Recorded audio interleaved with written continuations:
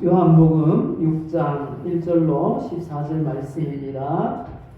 그 후에 예수께서 디비라의 갈릴리 바다 건너편으로 가시매 큰 무리가 따르니 이는 병자들에게 행하시는 표적을 보았으니라.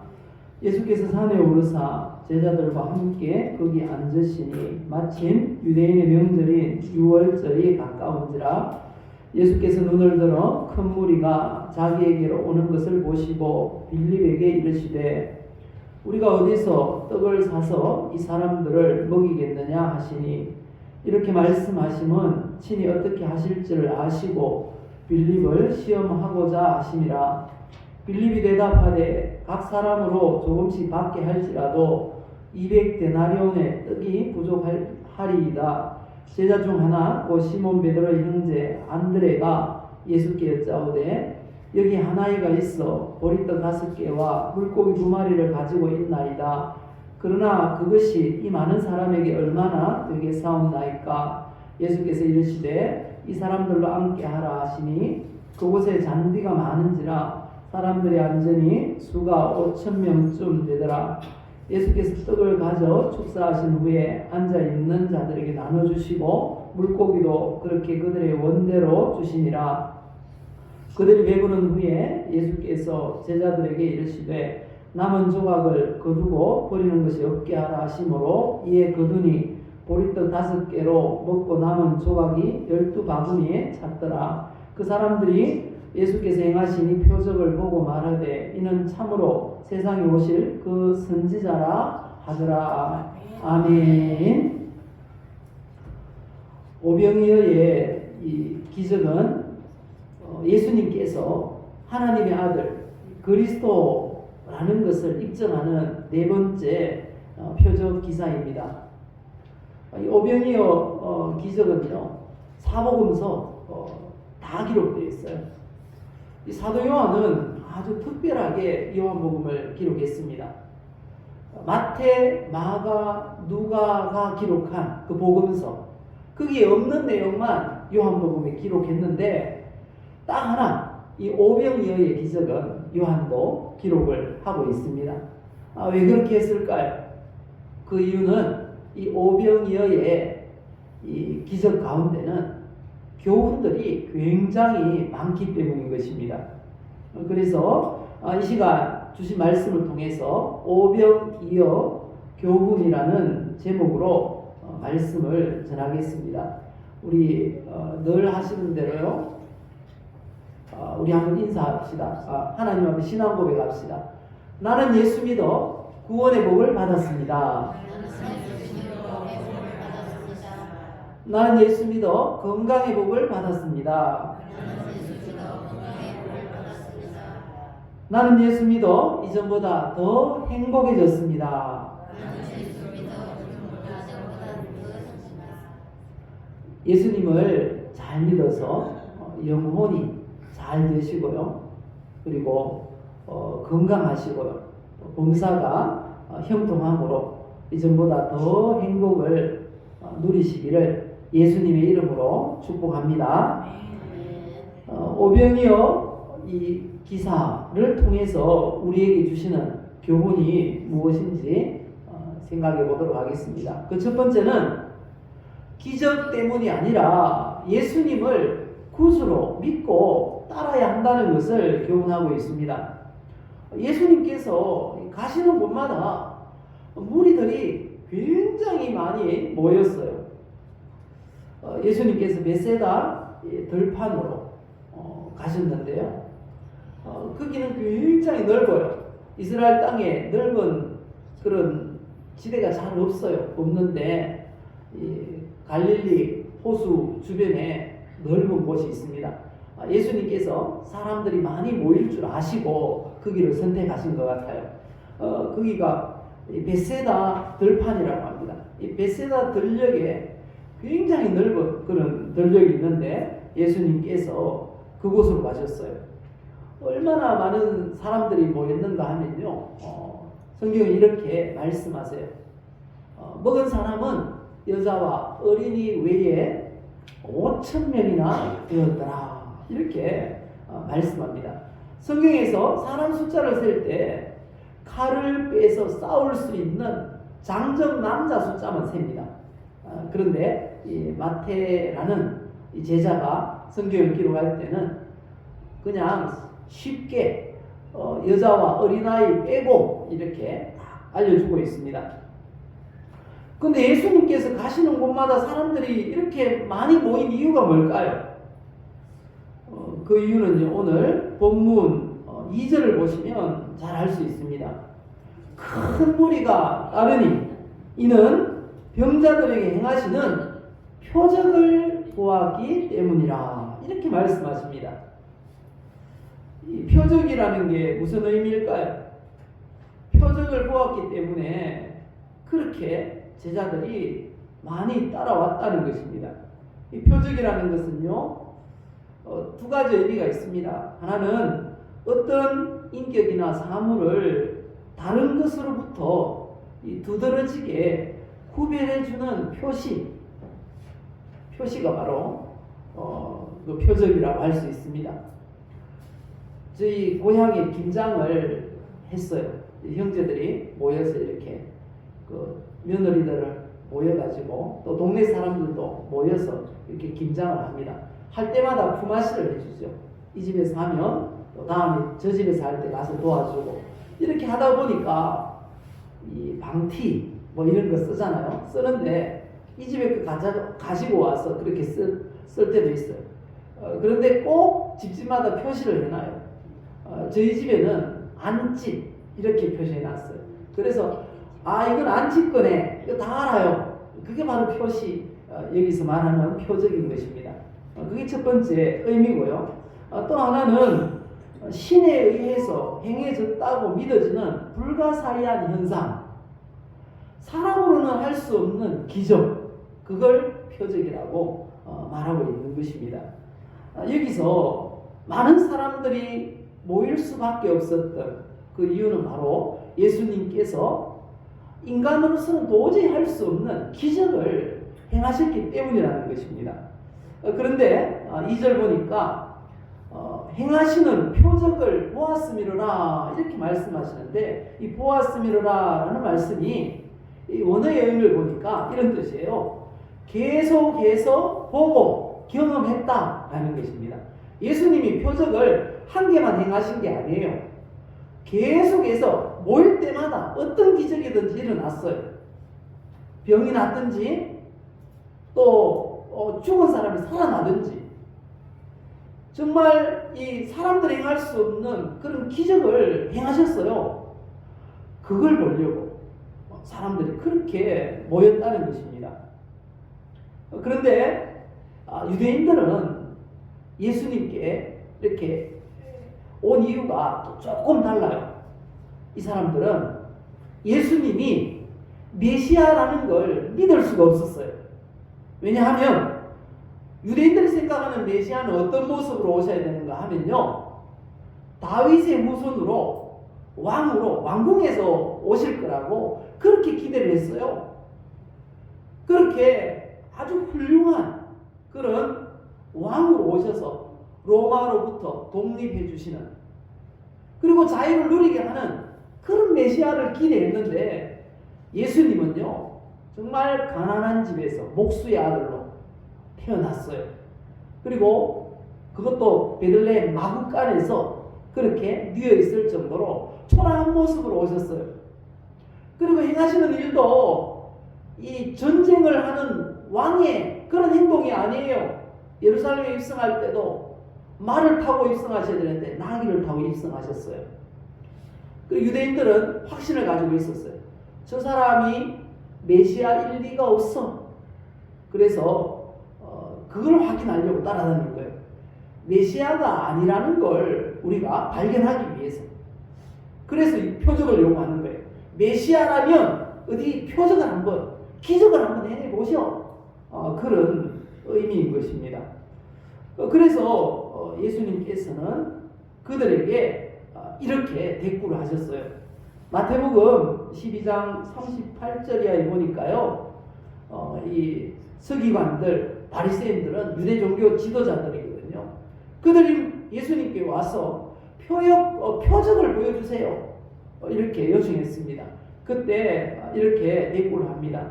예수께서 대답하여 이르시되 악하고 음란한 세대가 표적을 구하나 선지자 요나의 표적 밖에는 오일 표적이 없느니라. 요나가 밤낮 사흘 동안 큰 물고기 뱃속에 있었던 것 같이 인자도 밤낮 사흘 동안 땅 속에 있으리라. 이게 표적이라는 거예요. 메시아의 표적. 예수님 자신이 십자가에 달려 죽으시고 사흘 만에 다시 살아나시는 게 메시아의 표적이야 라고 알아들을 동 말동하게 그렇게 예수님이 대답을 해주셨습니다. 이처럼 유대인들처럼 표적을 보기 위해서 예수님을 따라다니는 신앙을 표적신앙이라고 합니다. 표적신앙. 표적을 봐야, 기적을 봐야 믿겠다는 거예요. 그런데 이건 굉장히 위험한 것입니다. 기적을 봐야 믿겠다, 교회 다니겠다. 이건 위험해요. 왜냐하면 이단 종교들도 그리고 사이비들도 기적을 일어날 때가 있어요. 기적이. 그건 다 사탄의 역사인데요. 그걸 분별하지 못하면요, 이게 옳다 하고 따라가는 거예요. 남녀 호랑개교라는 그런 종교가 있어요. 요 근처에도 몇 분이 계시던데 보니까요. 그 사람들은 새벽에 일어나서 개구리처럼 그렇게 남녀 호랑개교 하고 그냥 그게 주문이에요. 무슨 뜻인지도 몰라. 그렇게 하고 있어요. 근데 저희 그 고종 육촌인가 누나가 있는데 이분이 대학생 때 갑자기 병이 들었는데요. 큰 병이 들었어요. 그 집이 유명한 집입니다. 구미에서 처음 판사가 난 집이에요. 사실 합격한 집인데 그 동생이 막내 동생인데 그 누나가 갑자기 대학생 때 병이 들은 거예요. 꼼짝도 못하고 누워 있었어요. 저도 거기 가봤는데 근데 이분이 웬만큼 나았어요. 온전하지는 않지만 걸어다니고 그렇게 생활을 해요. 어떻게 그렇게 됐냐 물으니까 내가 남녀 호랑개교를 믿어보니까 이래 나았다. 그렇게 얘기하는 거예요. 다른 종교에도 그런 기적이 일어날 수가 있어요. 그런데 그걸 보고 따라갔다가는 잘못된 길로 갈 수 있다는 거죠. 우리가 예수님을 믿는 이유는, 따라야 할 이유는 바로 성경이 말씀하시는 구세주가 우리를 죄에서 구원하시고 천국으로 인도할 분이 예수님이기 때문에 믿고 따라야 한다는 것입니다. 표적을 보고 따르면 잘못된 길로 갈 수 있다는 거죠. 그게 언제까지 영원하겠습니까? 이 땅에서 설령 몸이 나았다 쳐요. 지옥 가면 끝이잖아요. 그런데 예수 믿으면 그렇지 않다는 것입니다. 설령 몸이 안 나을 수도 있어요. 하지만 이 세상을 떠날 때 영원한 천국에 들어가는 줄 믿습니다. 이게 바로 올바른 신앙이라는 거죠. 이 표적신앙의 이 위험은 또 여기도 있어요. 어떤 학생이 공부는 열심히 하잖아요. 열심히 하지 않고 딱 시험지를 받았는데 모르는 문제밖에 없어요. 그때 기도합니다. 하나님, 이거 다 맞게 해주시면 내가 교회 잘 다니겠습니다. 다 맞을 확률이 있겠습니까? 없겠습니까? 없지요. 기적이 안 일어나는 거예요. 그럼 뭐라고 합니까? 나 예수 안 믿을래. 기도도 안 들어주시고. 그렇게 이야기한다는 거예요. 그게 표적신앙이라는 거예요. 얼마나 잘못된 일인지 아시겠죠? 그래서 우리는 예수님을 믿되 성경이 말씀하시는 구세주이기 때문에 믿어야 하는 것입니다. 근데 놀라운 사실은요, 믿다 보면 기적이 일어난다니까요. 믿습니까? 저희 부친이 동네에서 다 하는 그런 아주 술고래예요. 얼마나 술을 많이 드시는지 몰라요. 그래가지고 제가 교회 가라 하니까 교회를 선택했어요. 근데 무월면에 교회가 많거든요. 그 교회를 선택하지 않고 차 타고 20분 가야 되는 선산 제일교회를 선택하셨어요. 왜 그렇게 선택하셨냐 물으니까 내 행동을 주변에서는 다 안다 그러시면서 뭔대로 그렇게 다니세요. 지금 잘 다니시는데 예수 믿고 나서 기적이 일어났어요. 술을 그냥 딱 끊어버렸어요. 운전하시면서도 어머니 모르게 술을 드시고 운전하고 막 그랬어요. 그래서 막 집에 오면 늘 바가지를 끌고 막 그랬거든요. 근데 어느 순간 진짜 예수 믿고 나니까요, 다 끊어버리시더라고요. 안 먹고 싶대요. 그냥 안 먹고 싶대요. 그게 기적 아니겠습니까? 그뿐만 아닙니다. 예수 믿는 사람들 중에 기적을 경험한 사람이 얼마나 많은지 몰라요. 기도하다가 보면요, 진짜 불치병도 낫고 놀라운 일이 일어나는 것입니다. 예수님을 표적 때문에, 기적 때문에 따라다니고 믿는 것이 아니라 믿다가 보면 하나님의 은혜가 임하면 기적이 일어나는 줄 믿습니다. 우리 하나님의 은혜가, 우리 하나님의 기적이 우리 가운데 넘치시기를 예수님의 이름으로 축복합니다. 이처럼 오병이어를 통해서 우리에게 주시는 첫 번째 교훈은 바로 그것입니다. 기적 때문이 아니라 예수님이 성경이 말씀하시는 구세주이기 때문에 믿고 따라야 한다라는 것입니다. 그렇게 믿으시기를 예수님의 이름으로 축복합니다. 두 번째는요, 시험을 통과하기 위해서는 어떤 하나님을 믿어야 한다고요? 좋으신 하나님을 믿어야 하는 것입니다. 우리가 하나님을 믿되 어떤 분으로 믿는가에 따라서 인생이 달라지고요, 신앙이 달라질 수 있습니다. 오늘 본문에 보면요, 예수님께서 이 모인 큰 무리에게 떡을 사서 먹이는 그런 일이 불가능한 줄 아시면서도 빌립이라는 제자에게 물으셨어요. 오늘 본문 5절을 보실까요? 예수께서 눈을 들어 큰 무리가 자기에게로 오는 것을 보시고 빌립에게 이르시되 우리가 어디서 떡을 사서 이 사람들을 먹이겠느냐라고 물으셨습니다. 근데 이 큰 무리 모인 사람이 몇 명이라고 했습니까? 5,000명이라고 기록하고 있습니다. 남자 장정 숫자만 세요.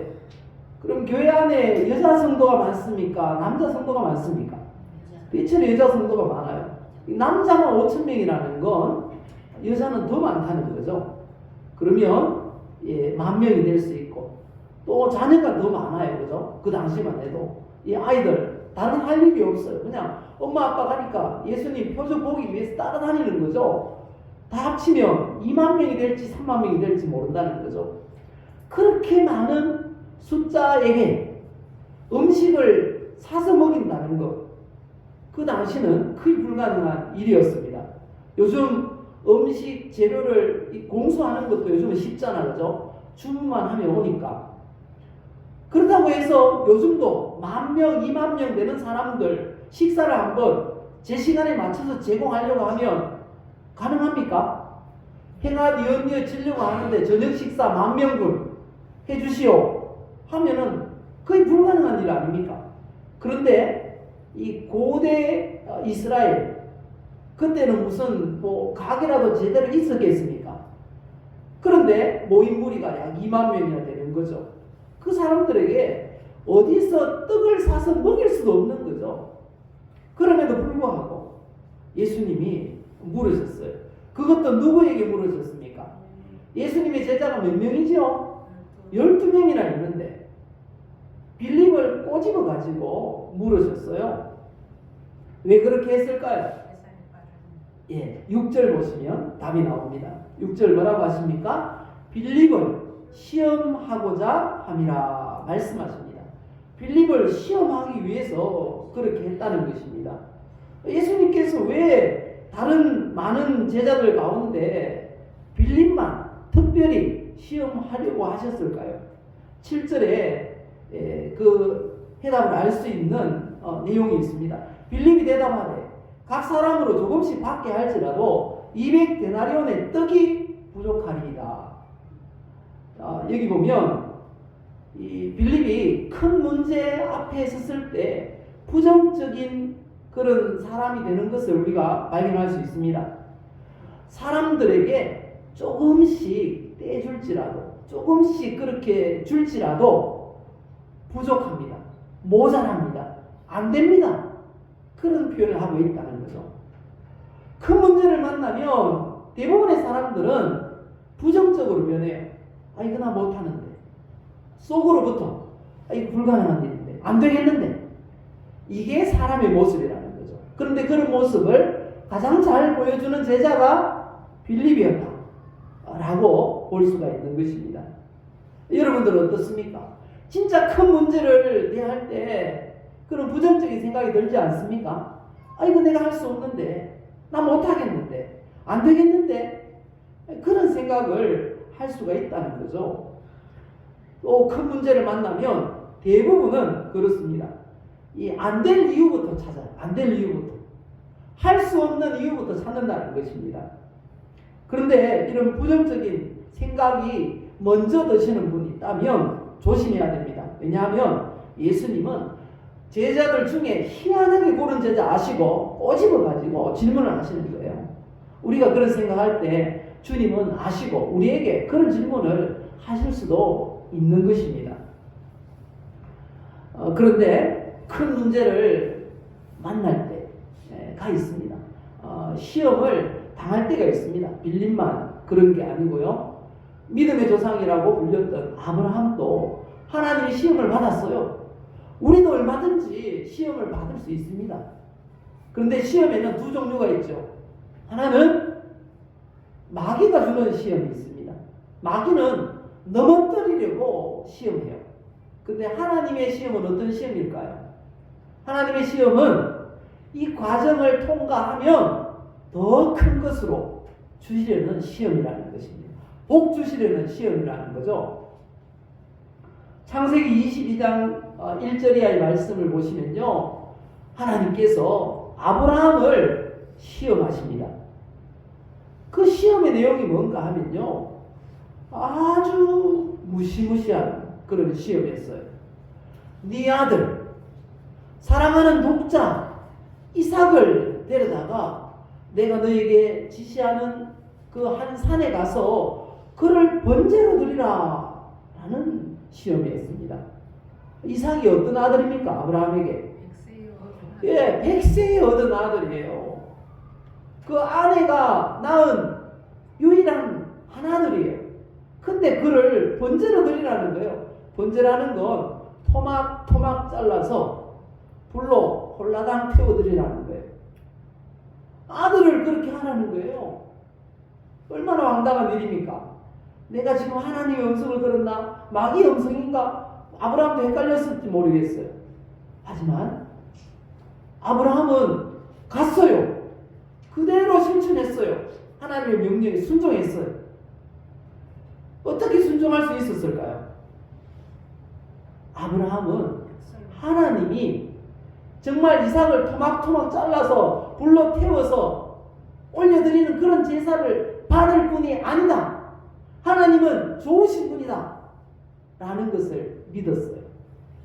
그래서 하나님께서 가러 가시는 모리아 땅으로 아침 일찍 출발했습니다. 불을 들고 나무는 이삭의 등에 지워서 그렇게 출발했어요. 올라갔어요. 그 사건에 대해서 히브리서 11장 19절 보면요, 왜 그렇게 할 수 있었는지 알 수 있습니다. 이렇게 말씀합니다. 같이 읽어보실까요? 그가 하나님이 능히 이삭을 죽은 자 가운데서 다시 살리실 줄로 생각한지라. 뭐라고 생각했습니까? 하나님은 좋으신 분이라는 거예요. 내가 죽인다 할지라도 하나님은 거기서 살리신다는 거예요. 하나님은 인신제사를 받지 않습니다. 하나님은 좋으신 하나님인 줄 믿습니다. 아브라함이 그런 하나님을 믿었어요. 그래서 그 믿음대로 하나님은 단지 원하셨던 건 순종 하나, 그렇지 않나 라는 그걸 보셨던 거예요. 하나님은 절대로 악의를 가지고 어떤 사람을 넘어뜨려야지 라고 생각하고 시험을 주시는 분이 아니라는 것입니다. 우리 하나님은 시험 받지도 않을 뿐 아니라 시험하지도 않는 좋으신 하나님인 줄 믿습니다. 프랑스의 어느 마을 한 시골의 조그마한 가게에 어떤 손님이 딱 들어갔는데 들어가자마자 눈에 확 이게 글자가 쓰여 있었어요. 개조심. 그래가지고 조심하면서 들어갔어요. 두리두리 살폈는데 개가 있긴 있는데 전혀 조심할 만한 개가 아니에요.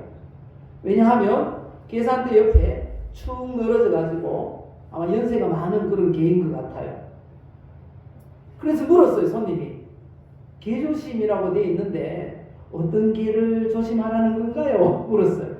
그러니까 이 개를 조심하라는 거예요. 주인이 대답하는 거예요.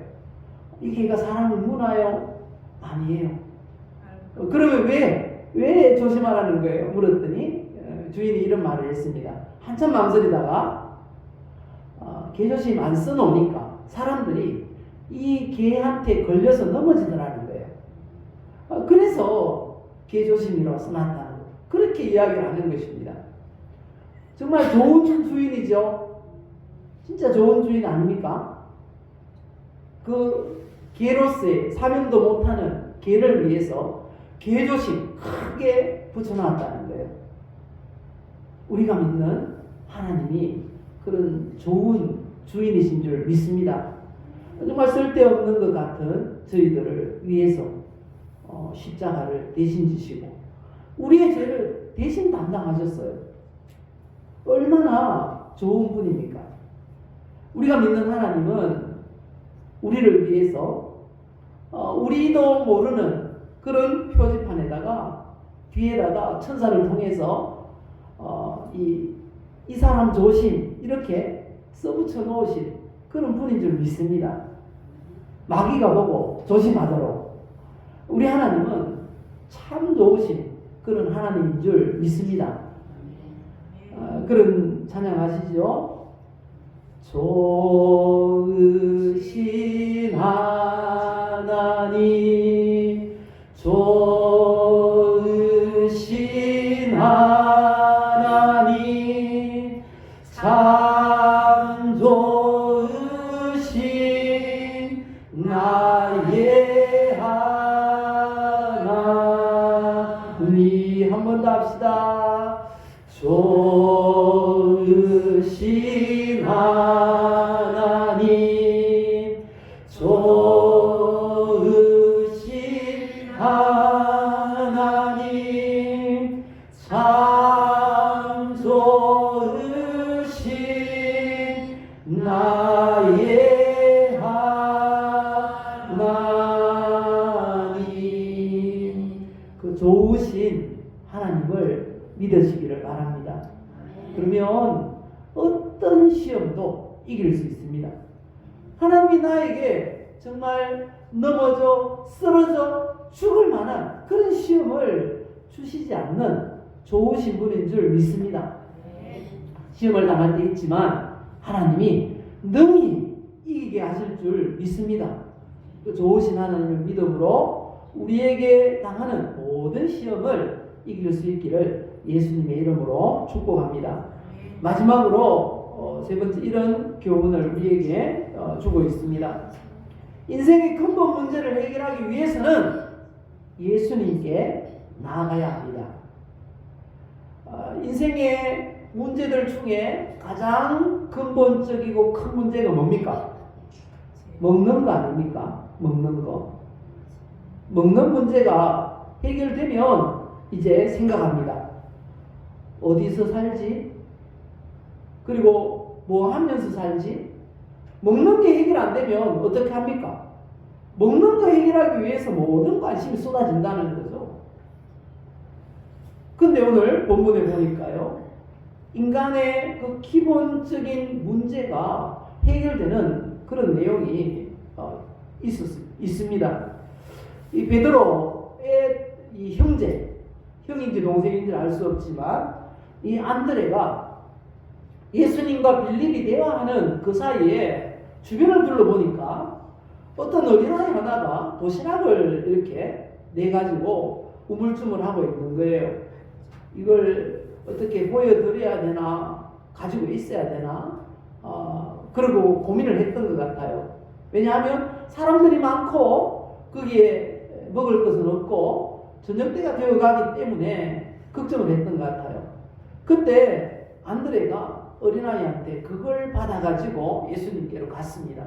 그 어린아이 하나가 들고 있던 도시락 안에 들은 내용이 뭔가 하면 오병, 보리떡 5개, 그리고 물고기 2마리였던 것입니다. 그 당시 보리떡은 모든 그냥 사람들이 아주 값싸게 먹을 수 있는, 흔하게 먹을 수 있는 그런 음식이었다고 합니다. 그리고 물고기는 아주 작은 그런 물고기 2마리인데 소금에 절인 물고기라고 합니다. 그런 보리떡 5개, 물고기 2마리가 어린아이 도시락 하나에 있었던 것입니다. 그런데 어린아이라 그래가지고 유치원 꼬마 정도로 생각하는데 이 원어를 보면 그런 꼬마가 아니고요, 청소년 정도가 되는 어린아이입니다. 그런 어린아이가, 젊은이가 들고 있던 그 도시락을 가지고 이 안드레가 예수님께 나왔어요. 나와서 하는 말이 무슨 말인가 하면 이 안드레가 믿음이 없으면 그거 가지고 예수님께 나오지도 않았겠죠. 그런데 그걸 가지고 와서 예수님께 이렇게 말합니다. 이게 이 많은 사람에게 얼마나 되겠습니까? 라고 말하면서 가지고 왔어요. 근데 이 안에는 안드레의 믿음이 있었습니다. 어떤 믿음인가 하면요, 내가 할 수 있는 최선은 이겁니다. 나머지는 주님께서 책임지세요 라는 의미였던 것입니다. 그래서 내가 할 수 있는 그 최선을 가지고, 이 오병이어를 가지고 예수님께 나아갔던 것입니다. 어떤 결과가 일어났습니까? 예수님께서 오병이어를 가지고 축복하시고 나서, 축사하시고 나서 나눠주는데요, 그 많던 사람들이 다 먹었어요. 그것도 배부르게 먹고, 그리고 마지막에 그 남은 조각 버리지 말고 거두어봐라 했더니 12바구니에 거두었다 라고 말씀하고 있습니다. 이처럼 예수님께 가지고 나가면 해결되는 거예요. 인생의 큰 문제든지 작은 문제든지 예수님께 들고 가면 해결되는 줄 믿습니다. 근데 눈에 보이지 않는 예수님, 그 예수님 지금 어디 계십니까? 내 마음속에. 예수님은 우리 마음속에도 계시지만 실제로 예수님 계신 곳 어디라고 합니까? 하나님 보좌 우편에 계시다는 것입니다. 하나님 보좌 우편에. 그런데 그분 눈에 보이지 않는 우리 주님께 어떻게 나아갈 수 있을까요, 우리가? 이렇게 나아갈 수 있다고 합니다. 문제가 있는 사람들은 이렇게 나오라고 합니다. 너희 중에 고난당하는 자가 있느냐? 그는 어떻게 할 것이요? 기도할 것이요. 즐거워하는 자가 있느냐? 그는 찬송할지니라. 기도라는 것 말 그대로 기도입니다. 어려움을 당하고 힘들 때 하나님 하고 부르는 그 기도입니다. 찬송은요, 곡조가 붙어 있는 기도입니다. 기쁠 때나 고난 때나 기도하라는 거죠. 찬송하며 기도하고 또 기도하라는 것입니다. 기도로 주님 앞에 나갈 수 있구나 라는 것을 알 수 있습니다. 놀라운 사실은 예수 믿는다고 해서 갑자기 고난이, 문제가 다 없어지는 게 아니에요. 세상에 살아가는 모든 사람들에게는 하나님께서 공평하게 하셨다는 겁니다. 때로는 형통할 때도 있고 때로는 공고한 날도 있다는 것입니다.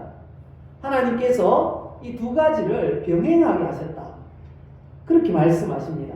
그래서 성도에게도 어려울 때도 있다라는 사실을 기억하시고요. 그때마다 어떻게 하라고요? 이렇게 하랍니다. 믿음의 주요 온전하게 하시는 그 예수님을 바라보라 말씀합니다. 그리고 은혜의 보좌 앞에 담대히 나아가라 말씀하십니다. 무슨 말씀일까요? 기도로 하나님께 나아가라는 거죠. 주님을 바라보라는 것입니다. 주님을 의지하라는 것입니다.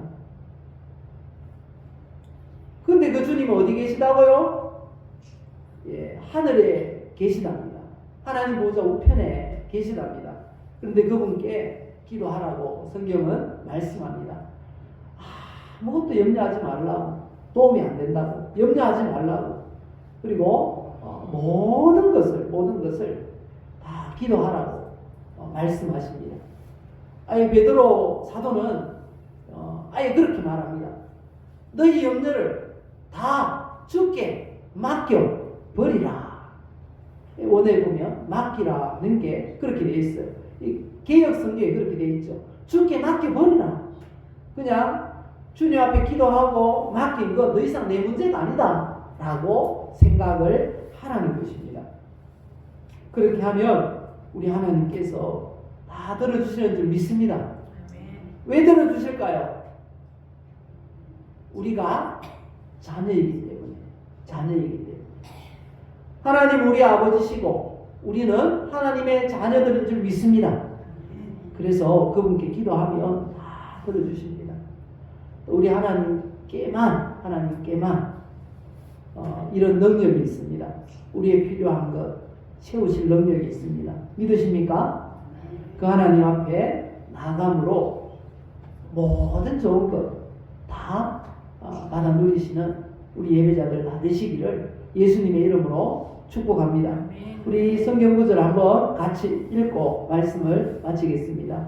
구하라 그리하면 너희에게 주실 것이요 찾으라 그리하면 찾아낼 것이요 문을 두드리라 그리하면 너희에게 열릴 것이니 구하는 이마다 받을 것이요 찾는 이는 찾아낼 것이요 두드리는 이에게는 열릴 것이니라. 믿으십니까? 아멘. 오늘 말씀 꼭 기억하시기를 바랍니다. 말씀 기억하며 우리 함께 기도하십시다.